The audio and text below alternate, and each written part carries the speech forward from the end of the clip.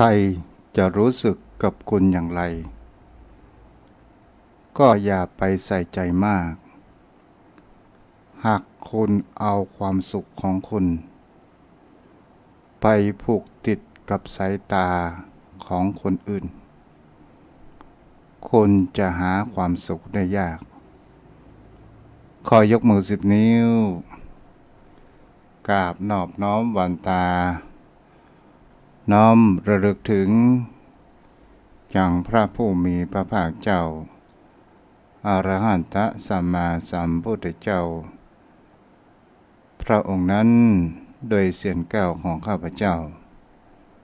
ขอนอบน้อมอย่างพระสัทธรรมคำสอนขององค์สมเด็จพระผู้มีพระภาคเจ้าและพระอริยสงฆ์ขององค์สมเด็จพระสัมมาสัมพุทธเจ้าโดยชีวิตของข้าพเจ้าและขอถวายความเคารพนอบน้อมไหว้สามายังครูบาอาจารย์พระเถระเจ้าพระภิกษุสงฆ์สามเณรท่านผู้ฟังที่รับฟังอยู่ด้วยความเคารพและขอเจริญพรมายังป่อออกไม่ออกศรัทธาโยมป่อโยมแม่ป่อมอนแม่มอนป่ออุ้ยแม่ป้าโยมปีโยมน้องท่านผู้ฟังผู้มีบุญทุกท่านที่ติดตามธรรมะยามแรงยามเย็นโดยตนตัวอาตมาภาพพระครูไพศาลสุตากรเจ้าอาวาสวัดทุ่งป่าเกตตำบลหนองหานอำเภอสันทรายจังหวัดเชียงใหม่มาอยู่เป็นประจำทุกวันพัดและวันศุกร์เวลา5 โมงเย็นถึง6 โมงก่อนเคารพธงชาติโดยประมาณโยมป่อโยมแม่วันนี้เราก็มาอยู่กับกันโดยความเมตตาของท่านอาจารย์ท่านพระอาจารย์แบบหายไปเลยเนาะพระอาจารย์พระสมุวิศวัตวรกิจโจผู้อำนวยการสถานีวิทยุคลื่นพระพุทธศาสนาแห่งนี้โดยผู้ปิดทองหลังพระมาโดยตลอดโยมพ่อโยมแม่วันนี้ท้องฟ้าเมื่อแต่เจ้าหันท้องฟ้านั้นมีความมืดไปด้วยเมฆฝนพอเวลาสายท้องฟ้าก็เต็มไปด้วยแห่งคำว่าแสงแดดแห่งพระอาทิตย์ไร้เมฆไร้ฝนท้องฟ้ายังมีการเปลี่ยนแปลงใจเราจิตใจของคนเหล่านั้นจะมามีการเปลี่ยนแปลงอันนี้ก็เป็นสิ่งที่เราก็จะเห็นได้ว่าเป็นข้อธรรมอุปมาตามธรรมชาติให้โยมพ่อโยมแม่รับฟังกันร้อนพ่องหนาวพ่องฝนตกพ่องมันก็เป็นเรื่องของธรรมชาติแต่เรื่องที่เราเป็นชาวพุทธเราควรที่จะมีความสนใจไขว่คว้าแสวงหาว่าแห่งความสุขที่อันจะเกิดขึ้นในจิตใจของคนเรานั่นเองโยมพ่อโยมแม่ไปแล้วชีวิตมนุษย์ของคนเราบนโลกใบนี้ที่เราอยู่กันได้ก็ด้วยสายสัมพันธ์แห่งคำว่าเป็นเพื่อนเป็นพ่อเป็นแม่เป็นญาติพี่น้องสัมพันธวงศาตลอดจนถึงเป็นเพื่อนที่ร่วมเกิดแก่เจ็บตายอยู่บนโลกใบนี้ฉะนั้น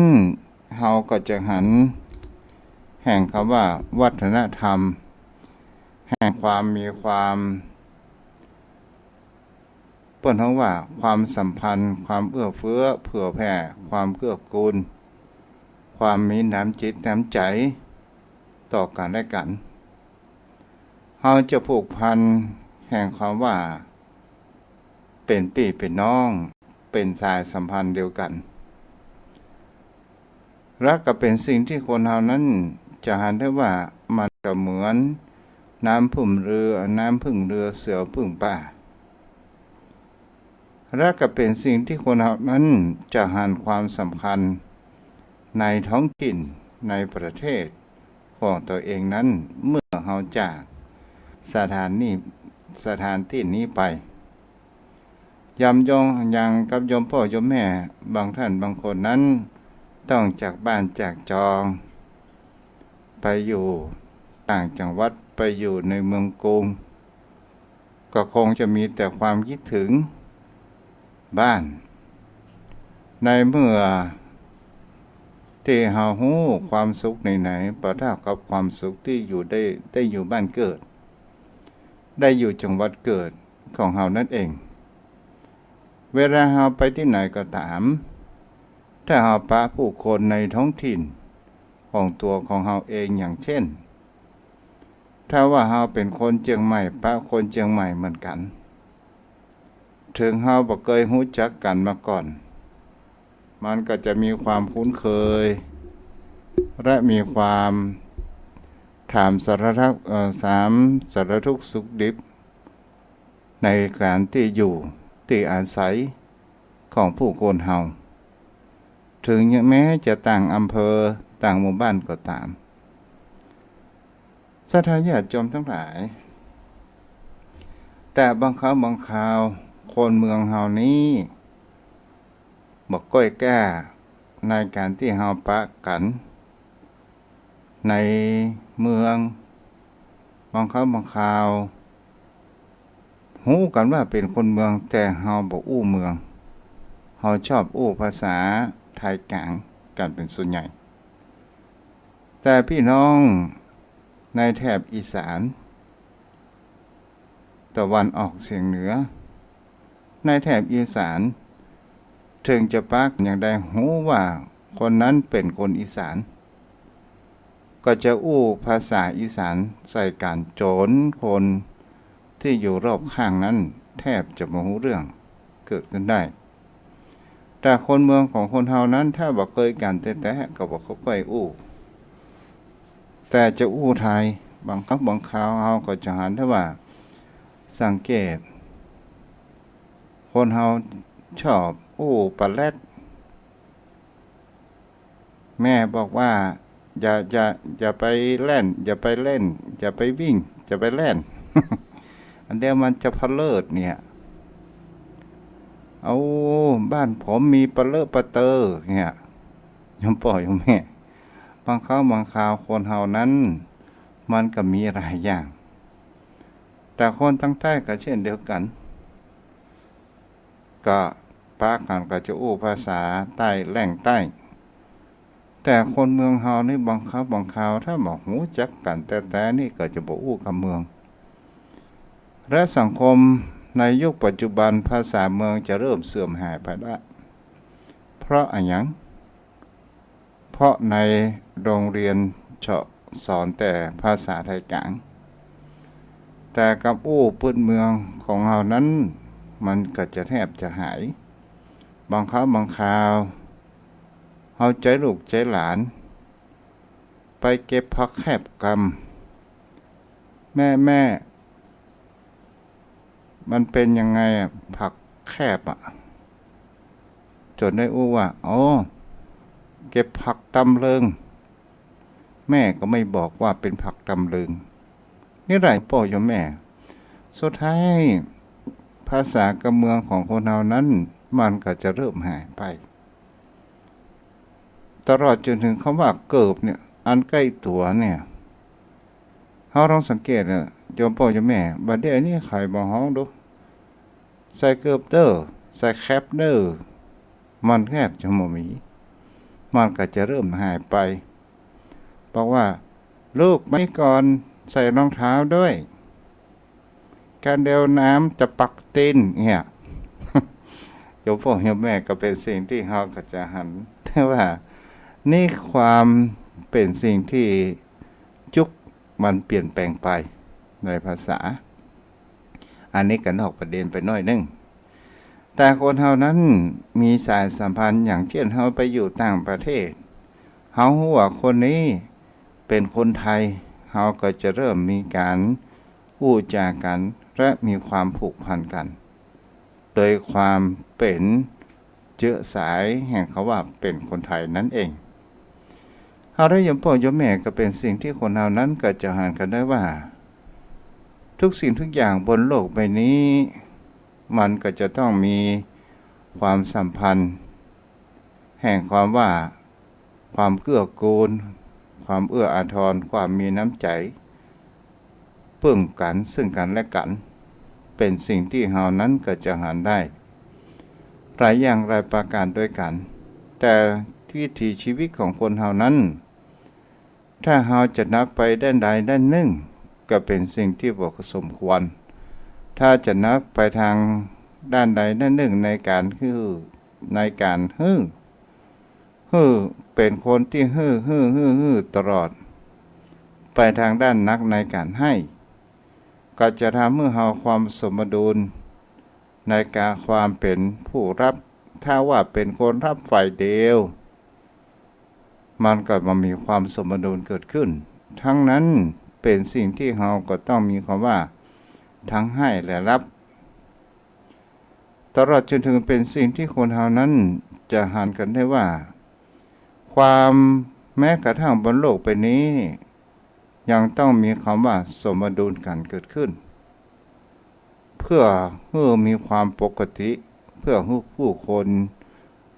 อยู่บนโลกใบนี้ประเกิดภัยพิบัติต่างๆด้วยความสมดุลของโลกแต่โยมพ่อโยมแม่เฮาก็ลองมาดูสังเกตโลกใบนี้มันมีทรัพย์สินเงินทองเพชรหินจินดาต่างๆนานาเกิดขึ้นผู้อันมีความฉลาดทางด้านวิทยาศาสตร์ในการเอาแร่ธาตุดึงแร่ธาตุของบนโลกใบนี้มาใช้บางครั้งบางครามันก็มามีความสมดุลกันเกิดขึ้นทำไมแดดแสงพระอาทิตย์สาดส่องลงมาปัจจุบันนั้นมันถึงมีคำว่าแผดร้อนไหม้ไปแป๊บเดียวเราจะเห็นได้ว่ามันแดดมันร้อนแบบไม่ไหม้และก็เป็นสิ่งที่คนเรานั้นก็เห็นได้ว่าเพราะว่าเป็นน้ำมือของมนุษย์ของคนเรานั้นเองที่ทำลายชั้นบรรยากาศมันก็เลยทำให้แดดร้อนโลกก็สะสมความร้อนเกิดขึ้นถ้านานเข้าโลกก็จะมามีความสมดุลกันเกิดขึ้นนั่นเองในชีวิตของคนเราก็เหมือนกันโยมพ่อโยมแม่มันก็มีความสุขของความทุกข์ของพระปนกันไปบางวันก็อารมณ์ดีบางวันก็อารมณ์บ่ดีบางวันก็มีเจ็บหัวเมาเก้าบางวันก็มีความยิ้มแย้มแจ่มใส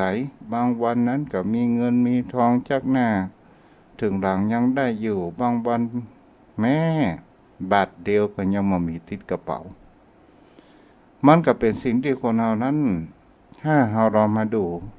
ก็คือมันมีความสมดุลกันนั่นเองแต่สิ่งที่สำคัญมากที่สุดคนเรานั้นก็จะต้องพึ่งพาอาศัยซึ่งกันและกันนั่นเองจะทำให้สังคมนั้นมีความสุขและมีความเอื้ออาทรซึ่งกันและกันวัดวาอารามพระสงฆ์องค์เจ้าก็เจ้าป้องศรัทธาญาติโยมถึงจะอยู่ได้ถ้าว่าศรัทธาญาติโยมมันมีความเลื่อมใสในพระพุทธศาสนาบ่ฮื้อเกณฑ์บ่ฮื้อตาลความบาดทุเจ้าตัวใดมา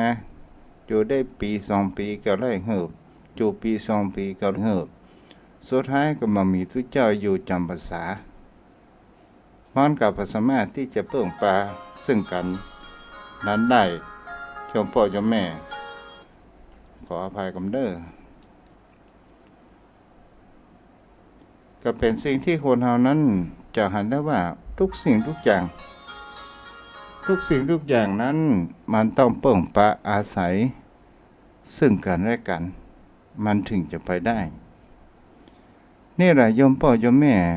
เฮาจะหันได้ว่าความเปิ่งปะอาศัยเอื้ออาทรกันสมัยโยมพ่อโยมแม่แม้กระทั่งสมัยที่เจ้าเป็นละอ่อนก็ยังหันว่า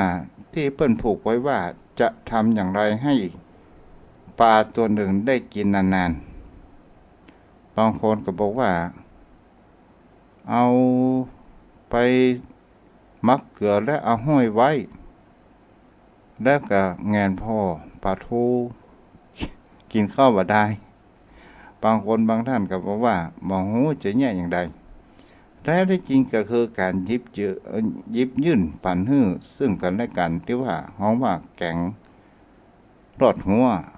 เปลี่ยนกันนั่นเองในสังคมปัจจุบันนั้นก็มี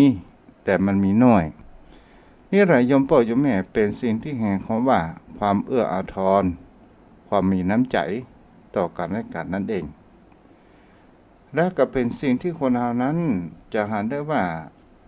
อย่างก็ตามที่เกิดในชุมชนในหมู่บ้านเราจะช่วยกันและกัน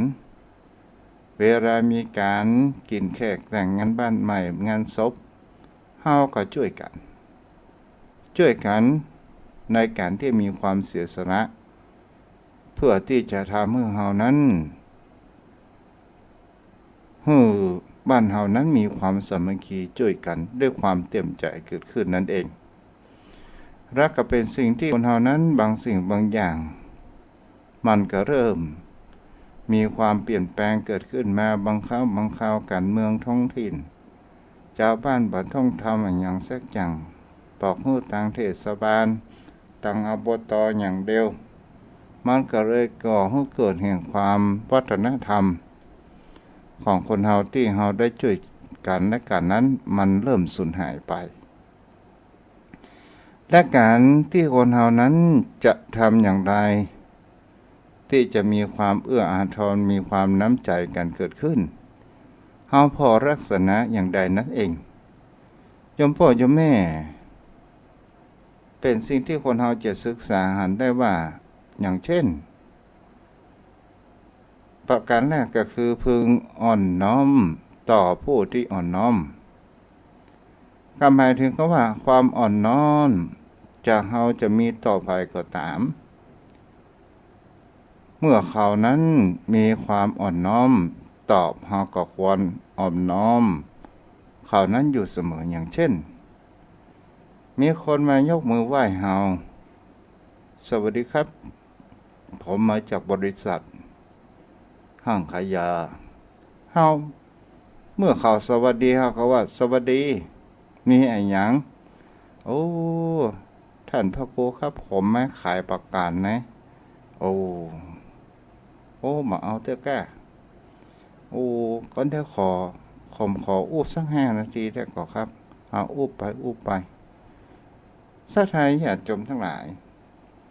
บางคราวเขามีจิตวิทยาในการอู้การจาในการอ่อนน้อมจักจูงเฮาไปทำประกันโดยการที่เฮาหมอตัวเฮาบอกว่ามีสตางค์นะเป็นอย่างครับสตางค์นั้นเฮาก็อู้กันที่หลังผ่อนกันได้เอาละสถานญาติโยมทั้งหลายมันก็ไปเห็นหลายอย่างนี่ก็คือความอ่อนน้อมถ่อมตนตัวของคนเฮาก็ตาม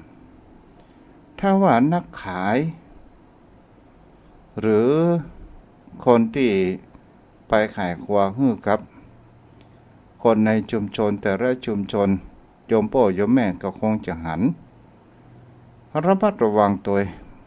หมู่มิจฉาชีพนั้นก็มีแต่เป็นสิ่งที่คนเฮานั้นจะหันได้ว่า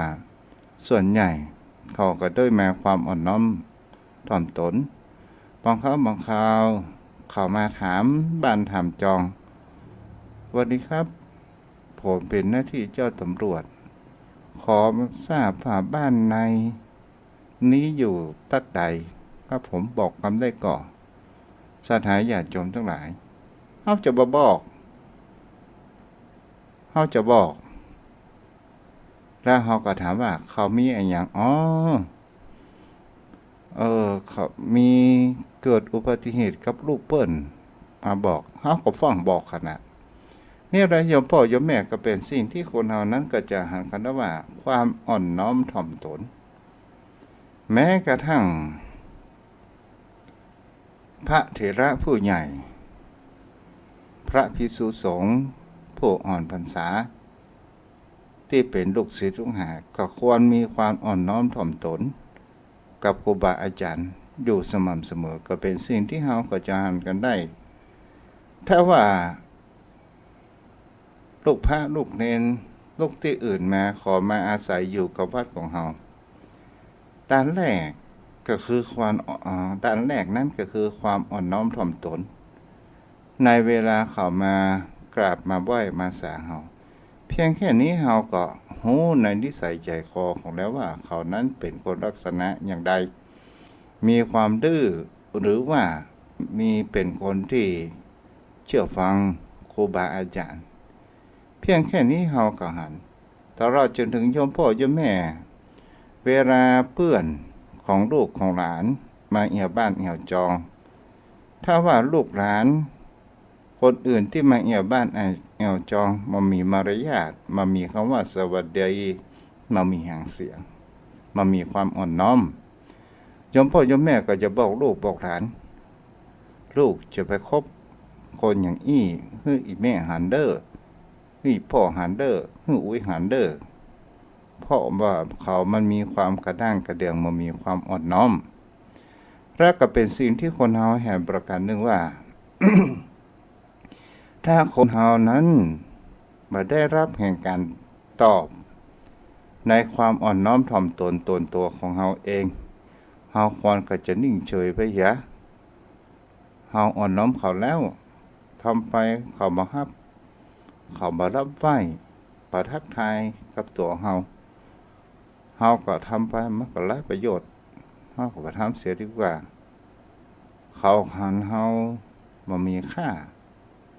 เหมือนกับเม็ดเม็ดหินดินทรายนั่นเองนี่แหละศรัทธาญาติโยมทั้งหลายก็หันได้ว่าควรอ่อนน้อมถ่อมตนต่อบุคคลที่ควรอ่อนน้อมถ่อมตนกับตนตัวของเฮาควรวางเฉยกับคนที่มาหันคุณค่าแห่งความอ่อนน้อมกับตนตัวของเฮาต่อมาศรัทธาญาติโยมทั้งหลายก็พึงคบหาผู้ที่มีความเต็มใจนี่ก็คือประการที่สองคบหาผู้ที่มีความเต็มใจที่จะคบหาสมาคมกับเฮานั้นก็คือคนที่มีจริตมีนิสัยคล้ายคลึงกันก็คือจะอู้กันร่วมใจกันสู่คอกันเกิดขึ้นและสามารถที่จะไปได้ในที่นี้เฮาก็ลองสังเกตดูว่าคนที่ชอบฟังธรรมชอบสนใจในธรรมะและชอบในการประพฤติปฏิบัติก็จะอู้จากันเฉพาะของกัลยาณมิตรบางครั้งบางคราวเฮาก็รู้จักกันทางด้านรายการวิทยุทางพระพุทธศาสนาและเฮาก็จะเห็นว่าเมื่อเขารู้จักแล้วเขามาคบค้าสมาคมตนตัวของเฮานั้นเขามีความจริงใจมากน้อยขนาดไหนหรือว่าเขามีความรังเกียจในฐานะของเฮาพ้องก่อหรือเป็นสิ่งที่คนเฮานั้นเขามีความเต็มใจที่จะคบค้าสมาคมเฮานั้นหรือไม่นี่ศรัทธาญาติโยมพ่อโยมแม่วันนี้ได้ละ2ข้อเฮาจะเห็นได้ว่าบางคนนั้นคบค้าสมาคมเฮาเพราะว่าเฮานั้นมีผลประโยชน์กับเขาบางคนนั้นคบค้าสมาคมเฮาเพื่อที่จะบอกลอกตนตัวเฮาว่าเฮานั้นเป็นคนมีชื่อมีเสียงเป็นคนมีฐานะเป็นคนมีเงินมีทองเป็นคนกว้างขวางต่างๆและก็เป็นสิ่งที่คนเฮาก็จะหันได้ว่าคนเฮานั้นมันก็พิสูจน์กันได้ว่า คนที่มีความคบค้าสมาคมด้วยความเต็มใจของเฮาพ่อเวลาเฮายามลำบากเขามีความช่วยเหลือของเฮานั้นมากน้อยขนาดไหนหรือเวลาเฮานั้นมีปัญหาเฮาโทรไปปรึกษาเป็นที่พึ่งอาศัยเป็นที่ระบายความทุกข์และนำปัญญามาให้เฮาใจให้เป็นทางออกเฮานี่ก็คือเป็นที่เขาคบค้าสมาคมเฮาด้วยความสนิทสนมอย่างแท้จริงแต่บางคนนั้นศรัทธาญาติโยมทั้งหลายเมื่อคบค้าสมาคมเฮาใหม่ๆแล้วมาแอวบ้านแอวจองของเฮาหันว่าเฮานั้นเป็นคนฐานะต่ำต้อยเป็นคนที่ไม่มีเงินไม่มีทองบ้านกะเก่าๆแล้วเขากติจากเฮาไปนั้นก็เป็นคนที่มาหน้าคนคบค้าสมาคมเป็นเพื่อนเป็นมิตรสหายถ้าคนเฮานั้นก็จะหันถ้าว่ามันก็มีหลายอย่างหลายประการนานาจิตตังในจิตใจของคนเฮานั้นมันมีสภาพหลายอย่างนั้นเองต่อมาศรัทธาญาติโยมแม่มาทำประการที่สามนั้นก็คือต้องทำกิจแก่ผู้ที่ควรทำกิจอันนี้ก็คือเป็นกิจที่เราจะได้ว่าเป็นคนอย่างก็ว่ามีน้ำใจเป็นคนที่ชอบช่วยเหลือสังคมและคนอื่นเป็นคนที่ไปได้เห็นแก่ตัวเวลาได้ช่วยเหลือคนอื่นก็ทำให้เป็นความสุขของตัวเองนั้นเกิดขึ้นได้ตลอดจนถึงบุคคลที่ช่วยเหลือคนได้ทุกข์ในยากตกระกรรมลำบากต่างๆเขาช่วยเหลือเขาพ้นทุกข์อย่างเช่นมีคนข้างบ้านบ่สบายมามีเงินไปหาหมอเฮามีเงินเขามาขอยืมเฮาแต่เฮานั้นให้เขาด้วยความเต็มใจว่าเอาตังนี้ไปรักษาไปรักษาโรงพยาบาลหรือว่าเป็นการเดินทางในการไปหาหมอเป็นคนที่มันมีความแรงน้ำใจเกิดขึ้นโยมพ่อโยมแม่สิ่งเหล่านี้เราจะเห็นได้ว่าเมื่อเรามีน้ำใจตอบเมื่อเขาหายไข้ได้ป่วยแล้วเขาก็ระลึกถึงบุญคุณและจะมีความมีน้ำจิตน้ำใจต่อเฮานั้นอยู่สม่ำเสมอนั่นเองมันมีคำว่าเหือดแห้งนั่นเองนี่แหละโยมพ่อโยมแม่แต่บางคนเฮานั้นมันมีความประมาทหลงในว่าตัวเองนั้นเป็นคนมีฐานะมีเงินมีทองแต่หันคนตกทุกข์ได้ยากคนลำบากเวลาเขาบ่สบายแล้วเขามาขอยืมเงินแล้วโยมพ่อโยมแม่แล้วเขายืมแต่เฮามีความคิดดอกเบี้ยตอนสุดท้ายศรัทธาญาติโยมทั้งหลายมันก็เป็นสิ่งที่จะหาได้ว่าน้ำใจมีหรือไม่มีแต่เป็นน้ำใจที่แห้งแล้งมันก็ก่อให้เกิดแห่งความเหือดหายก็เป็นสิ่งที่คนเฮานะก็จะหันกันได้ว่านี่แหละความสุขในการให้ความสุขในการช่วยเหลือสังคมด้วยความมีน้ำใจโยมพ่อโยมแม่บางท่านบางคนที่เกิดขึ้นช่วยเหลือคนอื่นทุกเจ้าก็ขอเป็นกำลังใจทำดีไปเถอะบ่ต้องไปกลัวไผว่านินทาอันหยังก็ตามเฮาดีเสียอย่างเขาว่าก็ปล่อยเขาว่ามันเป็นเรื่องของเขาเฮาห้ามความคิดของคนอื่นนั้นบ่ได้เฮาห้ามความอู้คำจาของคนอื่นนั้นบ่ได้แต่จงห้ามจิตใจให้มีความอดทนให้เก็บอารมณ์ให้อยู่ถึงภายมาหูแต่ตัวหูจิตใจเฮาหูเทวดาก็หู นี่แหละยมพ่อยมแม่ก็เป็นสิ่งที่คนเฮานั้นก็จังกันได้ความมีน้ำใจเป็นสิ่งที่เราจะหันได้ว่าบางท่านบางคนนั้นเขามีความเดือดร้อนเขามาขอพึ่งปาถ้าเขาเดือดร้อนในเรื่องอาหารการกินเดือดร้อนในเรื่องรักษาอย่างในเรื่องการเดินทางก็ตามสิ่งที่เราควรช่วยเราก็ควรช่วยแต่ถ้าว่าเป็นอย่างอื่นนั้นก็ตามพิจารณาของโยมพ่อโยมแม่นั่นเองโยมพ่อโยมแม่ต่อมาข้อประการที่ 4จะไปทำประโยชน์แก่ผู้ที่ประต้องการประโยชน์โยมพ่อโยมแม่นี่ก็เป็นสิ่งที่คนเราจะหากันได้ว่าคนที่เป็นเศรษฐีเราไปซื้อสิ่งของไปฝากเขาให้กับเศรษฐีนั้นก็หาคุณค่าของเรานั้นเป็นเพียงแค่วัตถุเล็กๆเท่านั้นพอรับหลังอาจจะโยนทิ้งไว้ในจอกแจงใดแจงหนึ่ง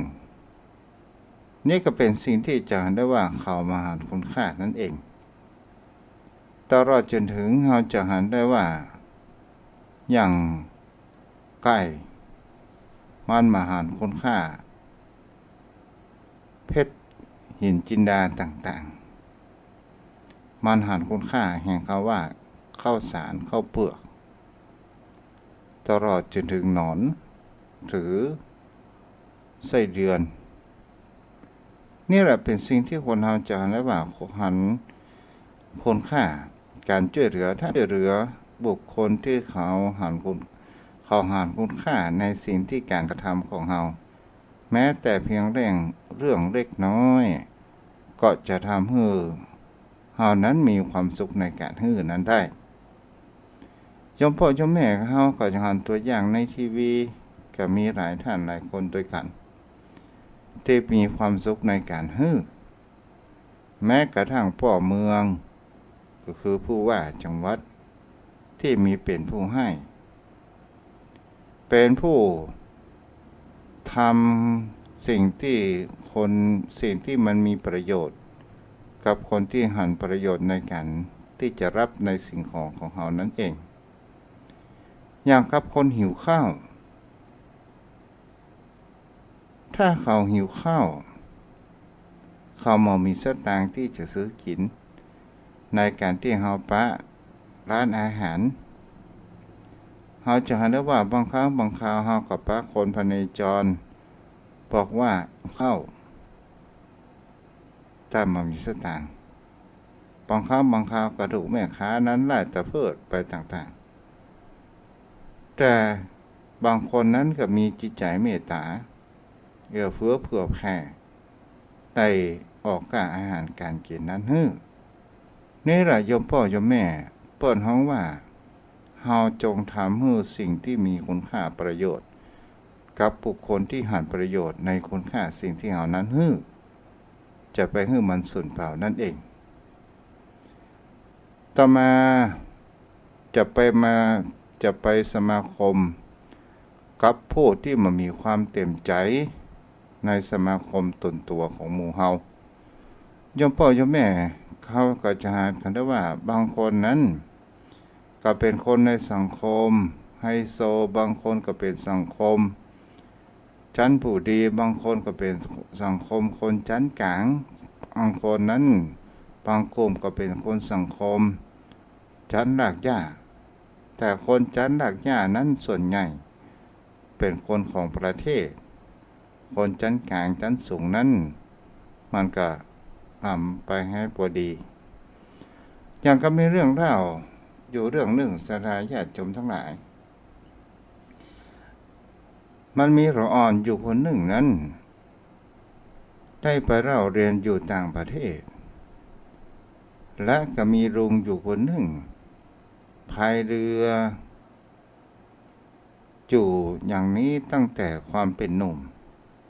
ละอ่อนกลับมาคนที่พายเรือนั้นก็ได้เท่าแก่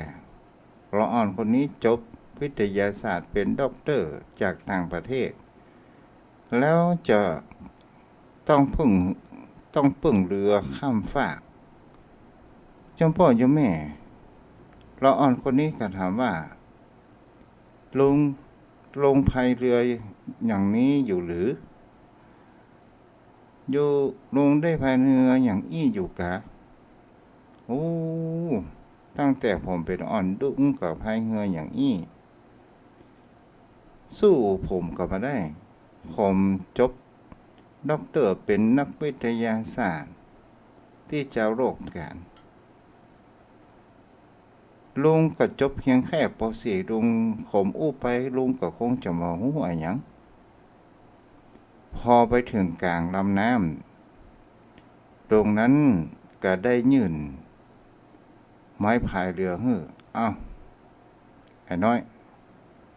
อันอย่างอันจบเป็นด็อกเตอร์ฮื้อพายเรือฮื้อลุงได้พอคำแล้วว่าพายเรือจ้างหรือไม่ละอ่อนนั่นก็บอกว่าลุงจะไปอู้ไปเลยพายเรือผมไปจ้างอย่างใดโอ้ก็ได้สอนละอ่อนว่าจะไปดูถูกคนที่ต่ำกว่าด้อยกว่าแท้ที่จริงเขาก็มีความรู้ประสบการณ์มากกว่าเฮานั้นก็ยังมีอยู่เยอะนี่แหละศรัทธาญาติโยมทั้งหลายบางครั้งบางคราวคนเฮานั้นจะไปดูถูกบุคคลที่มีความด้อยต่ำจะไปว่าเขาทำงานที่ด้อยต่ำแต่งานที่ด้อยต่ำเขาเป็นงานที่มีความสุจริตด้วยความเต็มใจบ่โคตรช่อโกงไผทางใดทั้งสิ้นแต่ถ้าว่างานประสุจริตหรือว่างานทุจริตงานโกงบ้านโกงเมืองงานเอาเปรียบเอารัดเอาเปรียบคนอื่นมันก็เป็นงานที่เป็นกรรมเป็นเวรสุดท้ายก็ต้องชดใช้แห่งกรรมแห่งเวรไปตามอัตโนมัตินี่แหละโยมพ่อโยมแม่ก็เป็นสิ่งที่คนเหล่านั้นก็ลองตึกได้พิจารณาดูกันเฮาอยู่บนโลกใบนี้เพื่อเฮานั้นมีสายสัมพันธ์ความเอื้อเฟื้อแผ่กันและจะทำให้จิตใจของเฮานั้นในการคบค้าสมาคมมันก็จะมีความสบายใจและจะก่อให้เกิดผลดีเกิดขึ้นทุกสิ่งทุกอย่างนั้นมันปึ้งปะอาศัยซึ่งกันและกันโลกใบนี้ที่อยู่ได้มีของกินของว่ามีน้ำมีท่ามีธัญญาหารมีมนุษย์สัตว์เดรัจฉานต่างๆก็เพราะปึ้งปะอาศัยแห่งแสงพระอาทิตย์นั่นเองแต่ผู้คนเฮานั้นเฮาจะหันได้ว่าเฮาก็ปึ้งปะอาศัยระบบธรรมชาติหมุนเวียนเปลี่ยนผันไปตามกาลเวลาของมันนั่นเองและก็เป็นสิ่งที่เฮาจะหันได้ว่าธรรมชาตินี้ให้เฮาทุกสิ่งทุกอย่างฉะนั้นนี่เฮาก็ควรที่จะถนอมธรรมชาติรักธรรมชาติไว้พ้องก็เป็นสิ่งที่ดีเกิดขึ้นเพราะว่าผู้คนเฮานั้นมาเยี่ยมบนโลกใบนี้บ่ถึง100 ปีอันที่ถึง100 ปีมันก็มีน้อยเมื่อเฮามาแล้วเฮาจงอย่าให้มันขาดทุนเพราะว่าเฮามาจากต้นทุนและมาสั่งสมบุญกุศลและเฮาจะจากไปเฮาก็จะต้องมีคำว่าทุนบุญกุศลของเฮานั่นเองเอาละโยมพ่อโยมแม่วันนี้ก็จบไว้เพียงเท่านี้วันพรุ่งก็มาวันพุธก็มาอู้จากันใหม่ถ้าอู้ผิดพลาดประการใดขอครูบาอาจารย์ผู้มีความรู้ก็ขออภัยไว้ณที่นี้โดยตนตัวของอาตมาภาพมีความรู้น้อยนิดก็มักพออู้พอแจพอได้เนาะ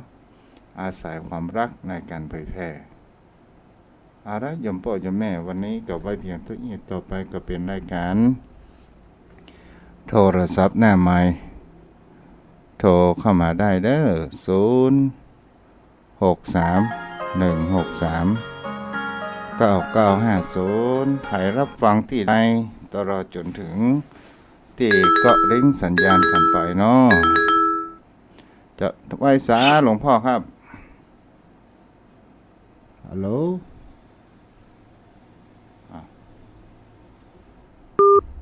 ฮัลโหลฟังสายแล้ว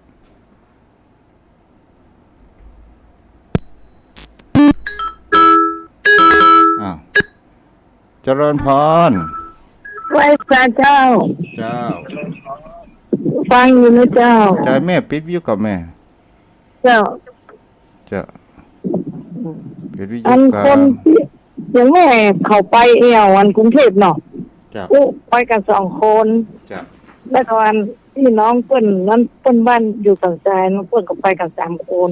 ก็บอกอู้กับเมืองแม่เขาอู้กับเมืองแม่ก็เลยไปถามเปิ้นบ้านอันอู้กับเมืองบ้านอยู่ที่ไหนเนี่ย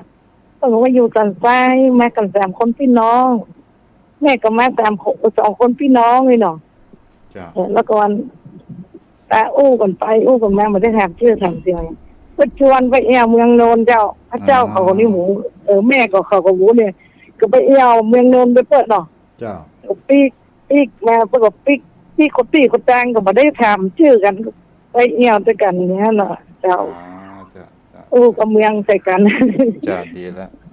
จะไปลืมกับเมืองเนาะ เจ้า จ้าก ำลังใจท่านนะเจ้าใช่เจ้า จ้ามีคนที่ติดตามรับฟังทาง Facebook เต็มที่โดนที่ไหน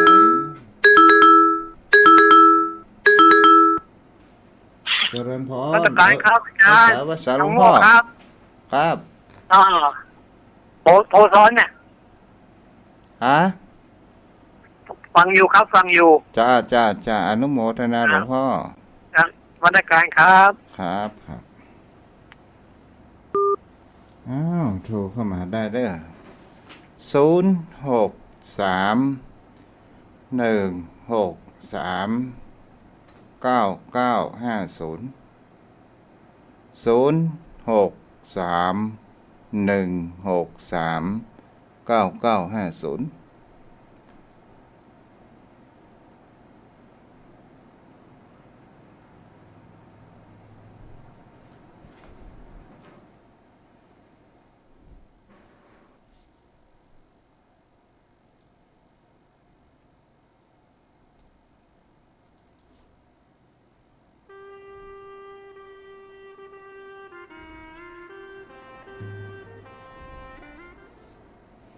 โทรเข้ามาได้เด้อ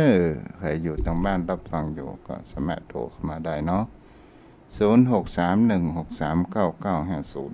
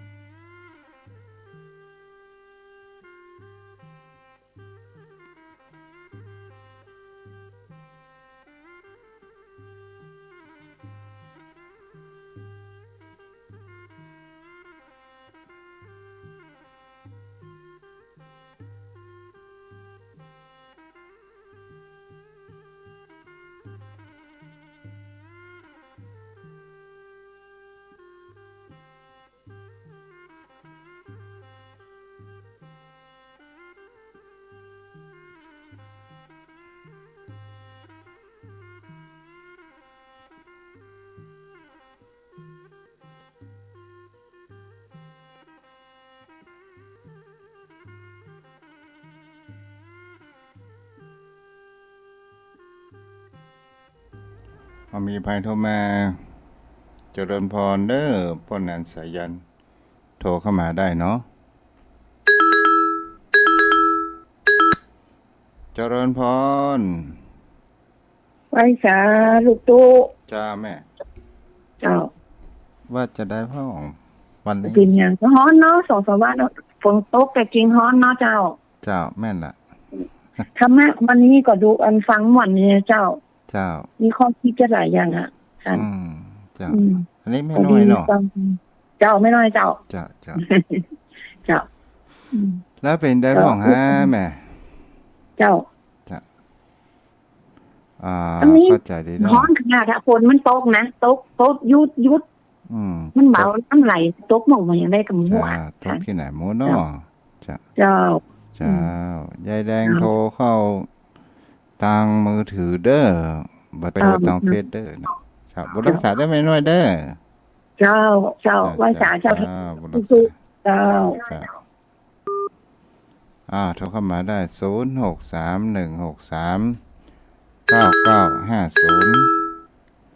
เจริญพร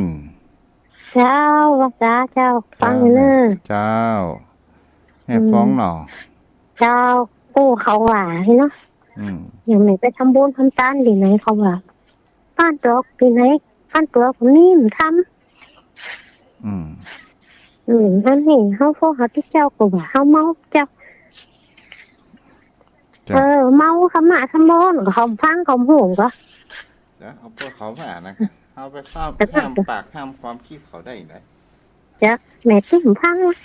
อืม ที่ผมกู้ไปฟังเขาเยอะน่ะ จ้ะแม่ยี่หยังอยู่ตอนนี้เนี่ยเอาแย่กะ จอมพักกันตุ่ง อ๋อจ้ะเดี๋ยวนะ ป่าญาใกล้นะ อืมก็ จ้ะ ก็เงียบไปเนาะ จ้ะ แดดฮ้อนก่อน บ้าน สัง กระ เกต ต่ายห่อนกาจะเจ้าคนโตกไงฉันน่ะ อ๋อฝนบินไปข้ามตกปุ้นเหียได้ เจ้าตกเหมือนสาวตก3 โมงเนี่ย อ๋อจ้ะเอาบุญรักษาได้ไหมเด้อ มีกำลังใจเนอะ จ้ะบุญรักษาอนุโมทนาเหมือนกันอ้าว ขออนุโมทนา เป็นเจ้าพรใจคำนัทนันท์หอมไก่ไส้อั่วอนุโมทนาตัวเด้อดีรับฟังกัน โทรเข้ามาได้0631639950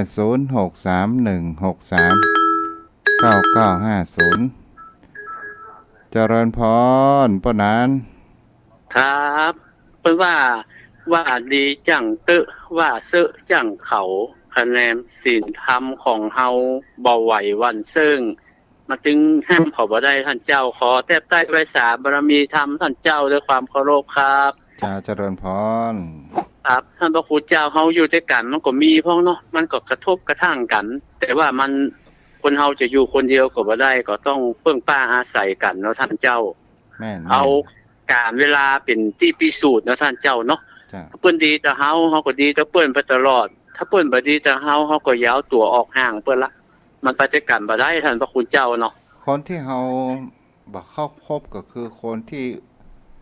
เห็นแก่ตัวเอาปิโตตัวเก่าว่านะเอาเถียงเอาชนะ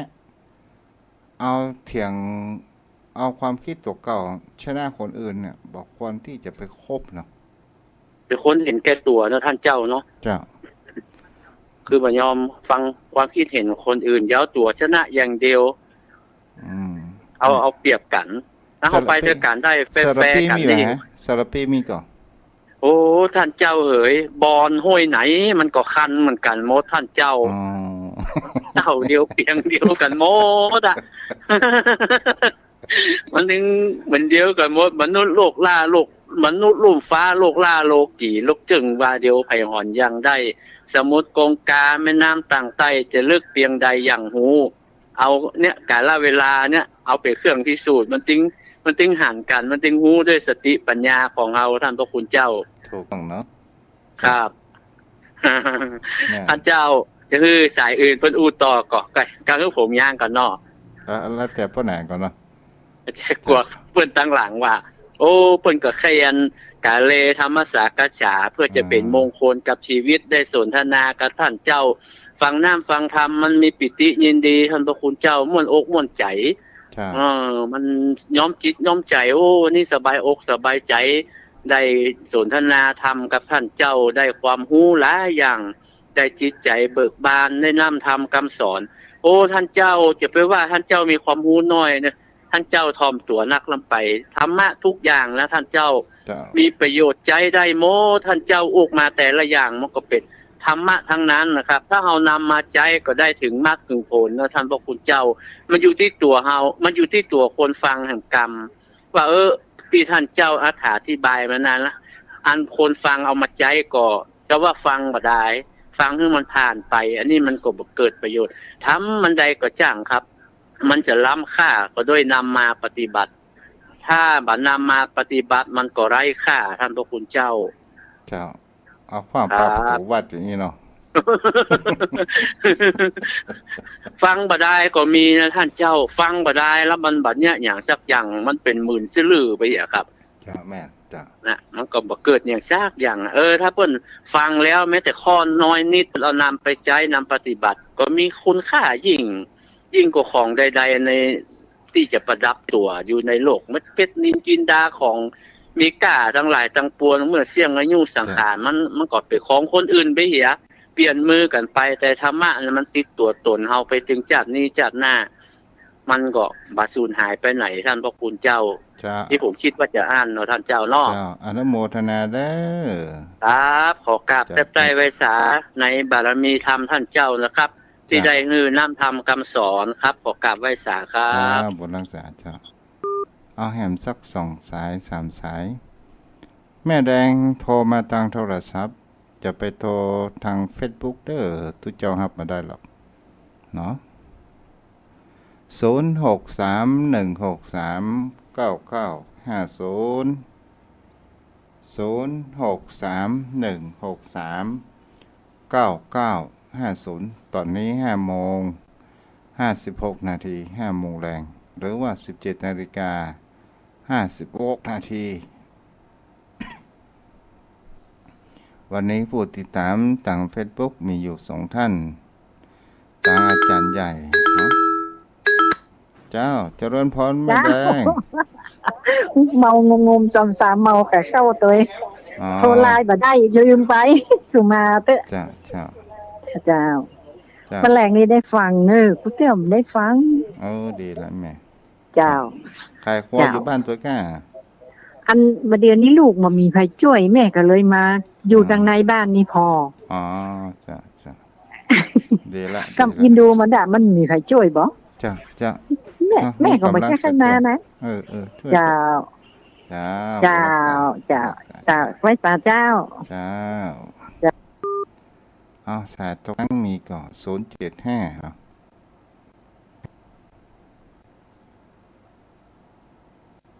สายสุดท้ายจะมีก่อถ้าบ่มีตุเจ้าจะคืนเวลาเงินทางสถานีวิทยุเพราะว่าต่อไปเพิ่นจะได้เปิดเพลงชาติยืนตรงเคารพธงชาติอะไรยมพ่อยมแม่คงจะมามีภัยเนาะวันนี้ก็ไว้เพียงเท่านี้วันพวกเฮาก็มาปะกันใหม่เด้อบุญกินบุญตันรักษาอายุวโนสุขังพระลัง